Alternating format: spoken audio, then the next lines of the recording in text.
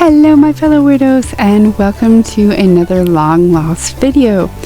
This one isn't technically a speed build, it is a shell challenge, and as you saw from the beginning of the video, it's by Jackoala, and it was done in March of 2021.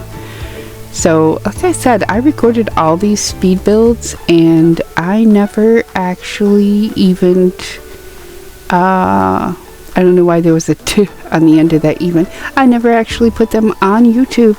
A bunch of them, not all of them, there's some that are just raw video, but a bunch of them were finished and just waiting for the voiceover. Now the reason I do that is because I live with my parents. My mom is elderly and I take care of her during the day.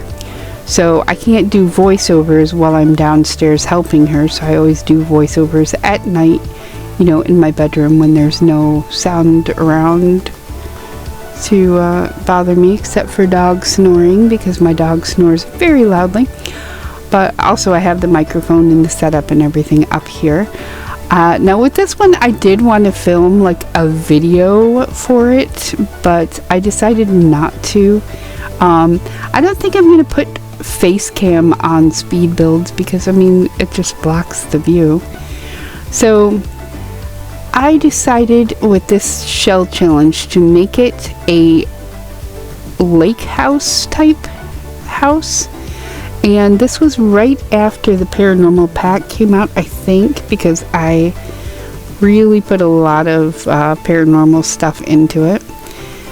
The roofs were very difficult, especially that little glass section I just did. It was quite annoying. Now, this one right here is one of the ones where I went really overboard with the landscaping. So for the longest time when I would do a house, I would just do a little bit of landscaping, just, you know, plop something here, plop something there. But I just, for some reason, started doing like really over the top landscaping, especially since this was like a lake house, even though I'm building it in what appears to be Brindleton Bay, but it could be anything really. That looks like the I don't even know. Wait, what does it say? Oh, it doesn't even say the lot. It just says Jackoala's shell challenge. Sorry, I messed up your name there. But okay. So what I was saying something about the landscaping and how I just went crazy overboard with it. Oh, I was gonna give you guys a tip. So if you guys are landscaping and you're placing the same like plant over and over, my tip is to turn each one. I mean, it's kind of annoying, but it looks so much more realistic if they're turned, because you know they don't always all look the same. So that's my tip here. And now see, this is actually a pool here, because this is before we had the pond tool. So I made the lake in the lake house. That's how far overboard I went with this house. I really went with it. I mean, I made this gazebo here, and this gazebo is so fun. I love making gazebos. And this one here, I don't know if I do it now, but I put like a little bench in there, and I make the bench look really cool. But yeah, I put lots and lots of landscaping. It is like one of the most landscaped houses I have ever done.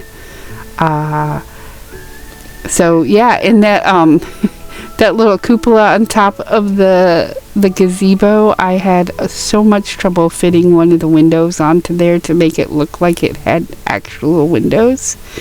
And I believe those garden boxes might even be on my gallery, because I tend to do that with anytime I do landscaping like that, I will put the garden box on the gallery under garden box. That's what I call it. And here I'm just making I was making the landscaping a little more realistic by putting like just a line of dirt around it, because the soil and dirt is a little bit different. So I was trying to is this the country kitchen? It is. So this is that kit. So this was right after that kit came out too, because I made the I don't know if it's called country kitchen or whatever that little kit was. I decided to make the entire kitchen with that kit, and I think the little dining area too. I really, really love the way this shell challenge came out. It is so pretty. Like, I know I do these colors all the time. These are my favorite colors, my comfort colors, but I tried to clutter this place up. I worked really hard with this this build here, and I do my little trick there with the those windows that make it look like there's like a balcony type thing. And I think I even moved a platform down, so this must have been when we had the platforms. But yeah, like I said, this house is so, like, the vibe of it is so Lakehouse to me. It's unbelievable. Like it's also kind of cottagey, but I really, really wanted to go with that Lakehouse feel to it.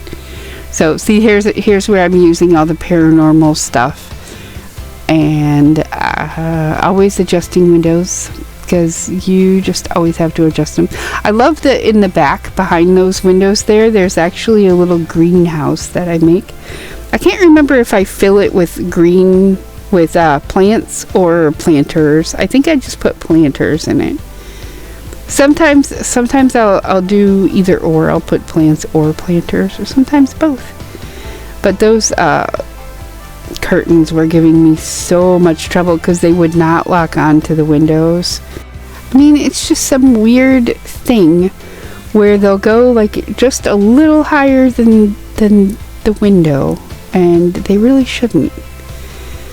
But yeah, it was just very annoying.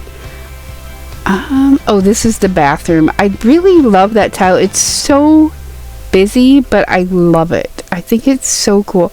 And this is around the time when I started trying to make the bathrooms with like the like a wall in it to section off the showers and stuff.